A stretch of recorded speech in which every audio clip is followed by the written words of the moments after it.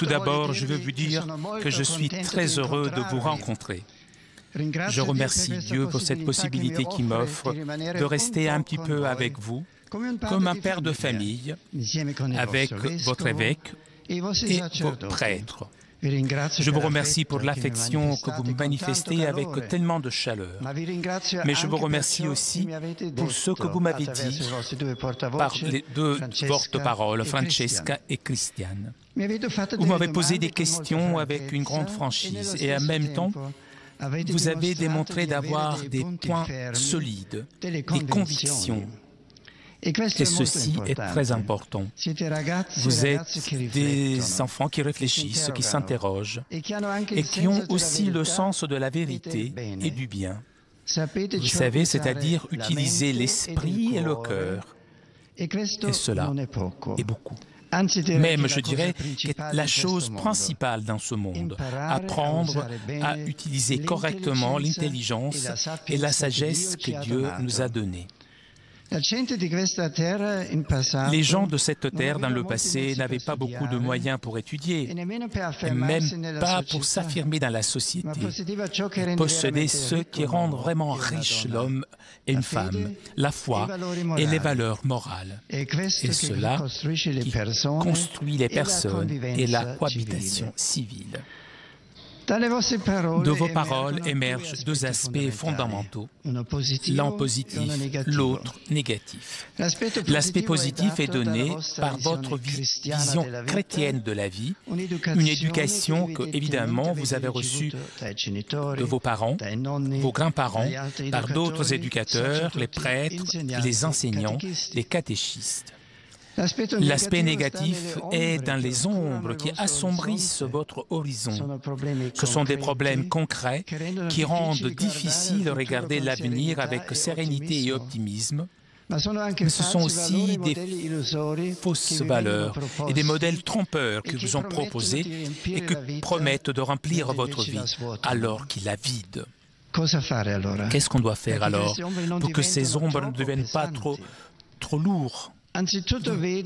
Je vois tout d'abord que vous êtes des jeunes qui ont une bonne mémoire. Oui, j'ai été frappé du fait que vous avez reporté des expressions que j'ai prononcées à Sydney, en Australie, lors de JMJ de 2008. Et ensuite, vous avez rappelé que les JMJ sont nés il y a 25 ans. Mais surtout, vous avez démontré d'avoir une mémoire historique liée à votre terre. Vous m'avez parlé d'un personnage né il y a 8 siècles, Saint Pierre Célestin V. Et vous avez dit que vous le considérez encore d'actualité, très actuel. Voyez, chers amis, de cette façon, vous avez, comme on dit, une vitesse en plus. Oui, les mémoires historiques est vraiment une vitesse en plus dans la vie, puisque sans mémoire, il n'y a pas d'avenir.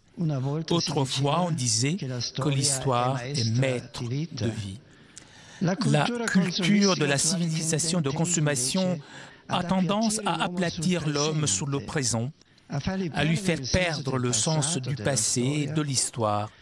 Mais ainsi faisant, le prive aussi de la capacité de se comprendre lui-même, de percevoir les problèmes et de construire l'avenir. Donc, chers jeunes, je veux vous dire, le chrétien est quelqu'un qui a une bonne mémoire, qui aime l'histoire et cherche de la connaître. Pour cela, je vous remercie puisque vous m'avez parlé de Saint Pierre de Morone, Célestin V, et vous êtes capable de mettre en valeur son expérience aujourd'hui dans un monde si différent. Mais justement pour cette raison, un monde qui a besoin de redécouvrir certaines choses qui sont valables toujours, qui sont éternelles, comme par exemple la capacité d'écouter Dieu dans le silence extérieur et surtout intérieur. Tout à l'heure, vous m'avez demandé comment on peut reconnaître l'appel de Dieu? Eh bien, le secret de la vocation est dans la capacité et dans la joie de distinguer, écouter et suivre sa voix. sa voix. Mais pour faire cela, il est nécessaire d'habituer notre cœur à reconnaître le Seigneur, le sentir comme une personne qui est proche de moi et qui m'aime. Comme je disais ce matin, il est important d'apprendre à vivre des moments de silence intérieur dans ces journées pour être capable de sentir la voix du Seigneur, d'entendre la voix du Seigneur. Vous pouvez être certain que si l'on apprend à écouter cette voix, à la suivre avec générosité, il n'a peur de rien. Il sait que Dieu est avec lui ou avec elle, qui est un ami, un père, un frère.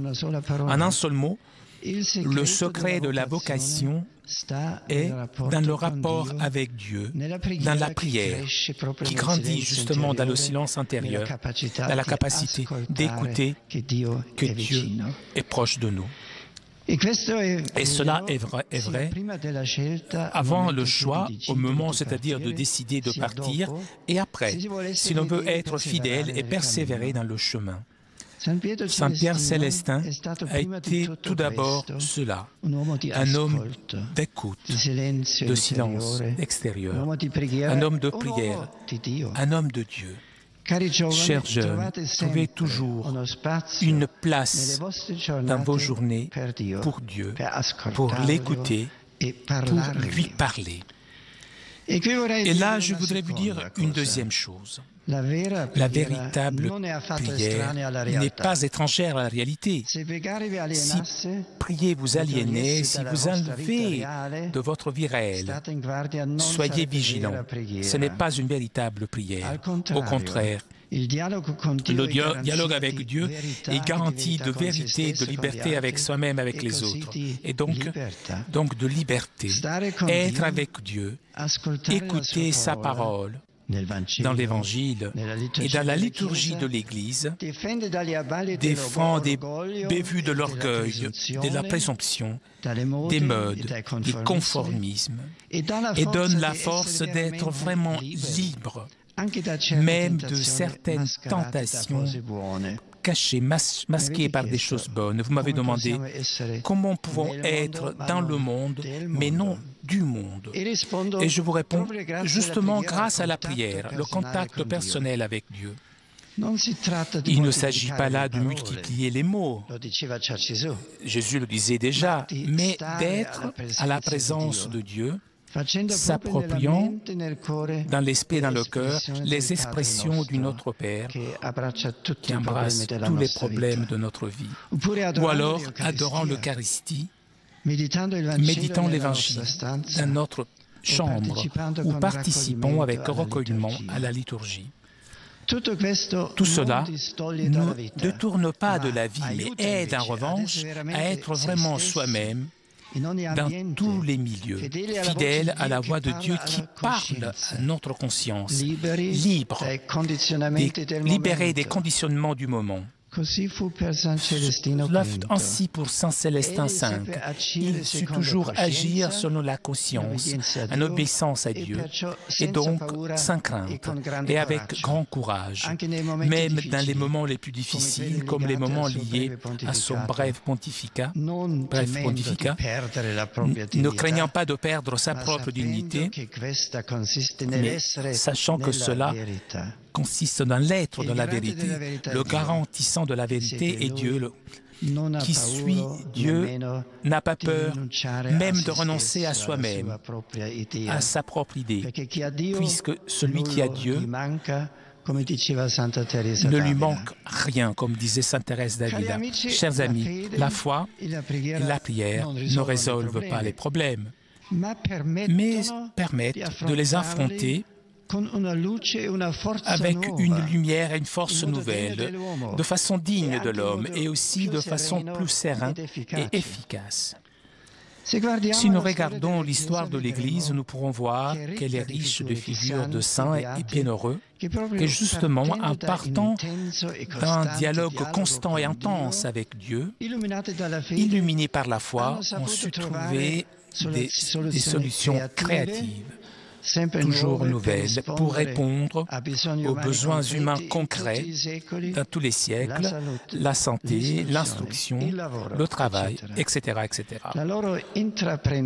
Leur courage était animé par le Saint-Esprit et par un amour fort et généreux envers leurs frères, surtout pour les plus faibles et les plus en difficulté. Chers jeunes, laissez-vous conquérir totalement par le Christ. Mettez-vous aussi avec décision sur le chemin de la sainteté, de l'être en contact, conformité avec Dieu, ce chemin qui est ouvert à tous, puisque cela vous fera devenir aussi plus créatifs pour chercher des solutions aux problèmes que vous rencontrez et les chercher ensemble. Voilà un autre signe distinctif de chrétien. Il n'est jamais un individualiste.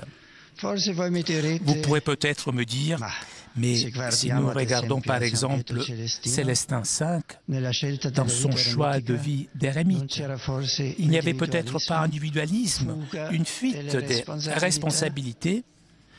Oui, cette tentation peut exister, mais dans les expériences approuvées par l'Église, la vie solitaire de prière et de pénitence est toujours au service de la communauté. Elle est pour les autres, elle n'est jamais en opposition aux besoins de la communauté. Les ermitages, les monastères, ce sont des oasis et des sources de vie spirituelle. Tous puisse puiser. Le moine ne vit pas pour soi, mais pour les autres et pour le bien de l'Église et de la société qui cultive la vie contemplative.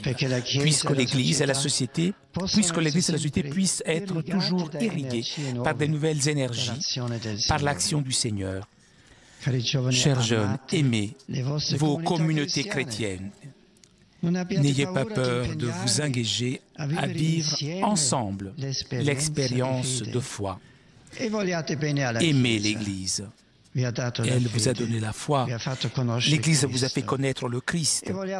Aimez aussi votre évêque, vos prêtres. Avec toutes nos faiblesses, toutefois, les prêtres sont des présences précieuses dans la vie.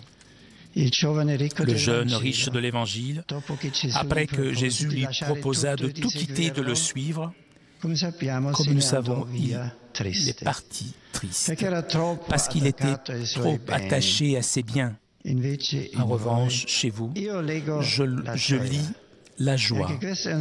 C'est un signe aussi que vous êtes chrétien, que pour vous Jésus vaut beaucoup plus.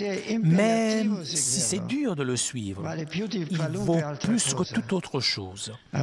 Vous avez cru que Dieu est la perle précieuse qui donne du valeur à tout le reste, à la famille, aux études, au travail, à l'amour humain, à la vie elle-même. Vous avez compris que Dieu ne vous enlève rien, mais qu'il vous rend le centuple et rend éternelle votre vie, puisque Dieu est amour infini, le seul qui rassasie notre cœur. J'aime rappeler l'expérience de saint Augustin, un jeune qui a cherché avec des grandes difficultés à l'extérieur de Dieu quelque chose qui rassasia sa soif de vérité et de bonheur. Mais à la fin de ce chemin de recherche, il a compris que notre cœur ne pourra jamais trouver de paix s'il n'a pas trouvé Dieu. Chers jeunes, gardez votre enthousiasme, votre joie, celle qui naît de la rencontre avec le Seigneur, et communiquez cette joie à vos amis. Maintenant, je dois rentrer chez moi et je dois dire que je regrette beaucoup de vous quitter.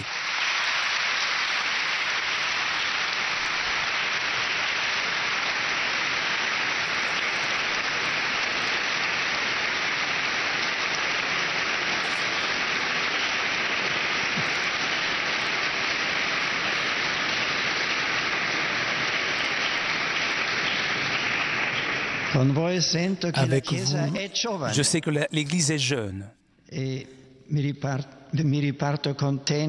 je rentre chez moi content comme un père qui est serein, puisqu'il a vu que ses enfants grandissent et grandissent bien. Marchez, chers jeunes, marchez sur le chemin de l'Évangile. Aimez l'Église, notre mère. Soyez simples, purs de cœur, soyez forts dans la vérité, humbles, généreux. Je vous confie tous à vos saints patrons, Saint Célestin, et surtout à la Vierge Marie. Et avec une grande affection, je vous bénis. Amen.